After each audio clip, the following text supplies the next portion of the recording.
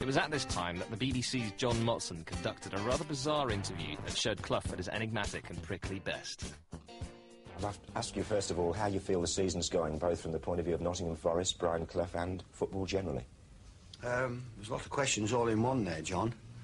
Sound of your voice, you're just about getting them out as well. The football is going very well for Nottingham Forest. I've had my ups and downs, but generally the club's in good health. You're in 4 competitions again, defending the European Cup, going for the League Championship, and of course the FA Cup and the Football League Cup. What are the priorities? The Football League. Always has been and always will be. I would gladly go out of the European Cup, the Football League Cup, and the FA Cup, which we're not even in yet. I would gladly go out of them tomorrow if you could guarantee me winning the Football League. Why do you feel so strongly about that? Because that is the one that you have to have every single aspect of football management about you to win it. You've got to have endurance, you've got to have talent, you've got to be a little bit daft, you've got to have strength, psychology, you name it, and of course you've got to have very good players, but it's a real endurance battle over 9 or 10 months. Now, you signed Trevor Francis to help that kind of battle and strengthen the squad, obviously. Do you think you've seen the best of him yet, and if not, when do you think you will? Well, I haven't seen a lot of him. I don't know about the best of him.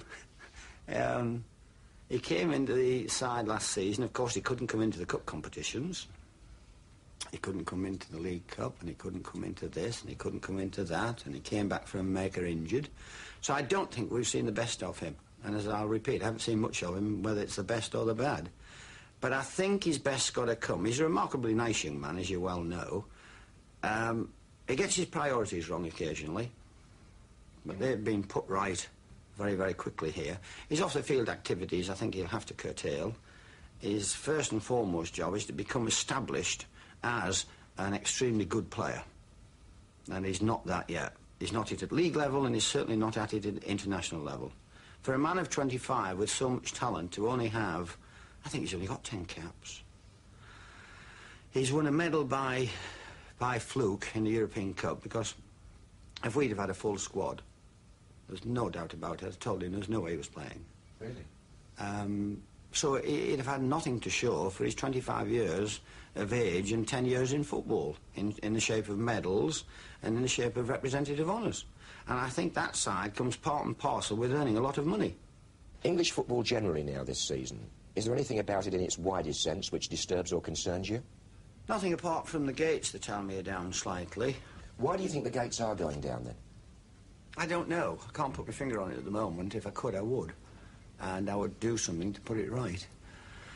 I think we played the usual old chestnuts come out of my mouth straight away, and I do believe in them. I think we play far too much football, obviously, and the breaks we have in between one season finishing and another one starting are very small.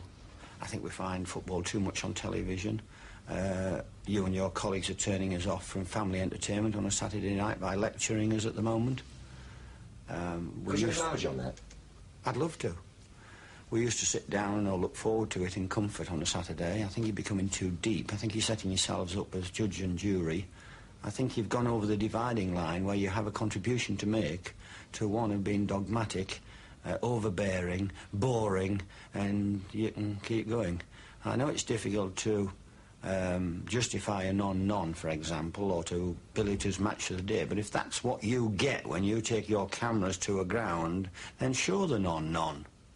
Don't try and justify it or pick things out and bore us all to tears with your lectures. Well, you're talking about analysis of individual incidents, are you, or what? Yes, and I'm talking about the people who run your show, you, your colleagues and Jim and all that type of thing. If we want a serious discussion on most things, for half an hour, we'll switch Shirley Williams on. But, Brian, after a match is over, I mean, fans and so on, they go in the pub and they talk about things that have happened, don't they? Yes, if it was a 0-0 draw and there was, say, a goal disallowed or a controversial incident, that's obviously a topic of discussion. Now, surely our job is to report that as fairly as we can. I think there's a difference between talking about it and discussing it with your mates and arguing about it in a pub than being lectured in your own home, in your own armchair, about what you should be seeing and what you should be thinking and da-di-da-di-da. And I think what you do to referees is nothing short of criminal. I do, honestly. And I think the standard you feel that should be coming from referees at the moment is absolutely incredible. Because I've worked in your industry a little bit as a layman, and I've looked at one of your machines 24 times and still couldn't get it right. And that's what you do. Yes, but I must take you up on one thing there, Brian. It quite frequently proves the referee right. I don't think it's fair to say that every analysis pillar is a referee by any means at all. I'm not interested whether it proves him right occasionally. The point I'm making is that he makes a decision in 5 seconds, or 2 seconds, or 1 second, or whatever it is. Yeah. In the heat of a moment, with 22 players, with 30,000 people shouting and bellowing, all I'm saying is you don't make that point strongly enough. It should be overemphasised how hard it is to referee a match. I think Jimmy has said that more than once this season, in fairness, Good. Brian. Well, let him get off the backs and let him keep saying it. But on a point of issue, I mean, an issue in a game, an offside or something like that, you say, well, we're dwelling on it too much, but don't you think people need those kind of things clearing up? Don't you think people wonder, well, why was that goal disallowed? Let's see it again so that we can actually... It's instructional, if you like. Surely it's clarification. Yeah, that's what I said earlier on. You're treating us, you know, as though we're in a classroom and your school teacher standing up there and... Bob was an ex-school teacher, isn't he? So it's the way it's being handled that you're arguing about, not the fact that it's done. I don't want to waste another 400 feet of film talking about your programme, but I think I've made enough points for you to find the happy line where it's entertainment, a little bit educational, a little bit instructional, for want of using your words, and get off everybody's back. But when you used to work for us, Brian, and you were on television, as you say, in a panellist capacity, I mean, you used to talk about games afterwards and voice an opinion and have your say. As a critic. Critically sometimes. Far more qualified than you or any of your colleagues. Where we used to look forward to going home and sitting in an armchair watching a bit of football and being entertained, we're now, talking purely as a layman, a guy who, you know, pays your wages through my television fee,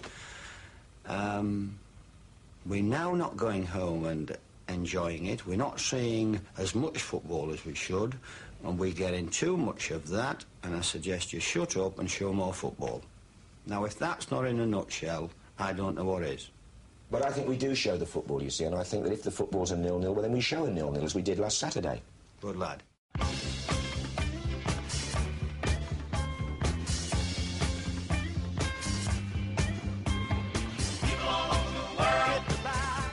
If winning the First Division the season after gaining promotion wasn't enough, Clough and Taylor then went on to conquer Europe, winning the European Cup in 1979 against Malmö of Sweden.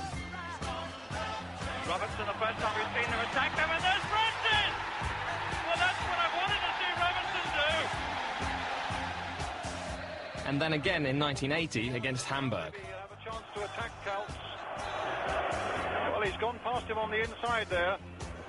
And still Robertson, getting his shot in, and a goal! Robertson!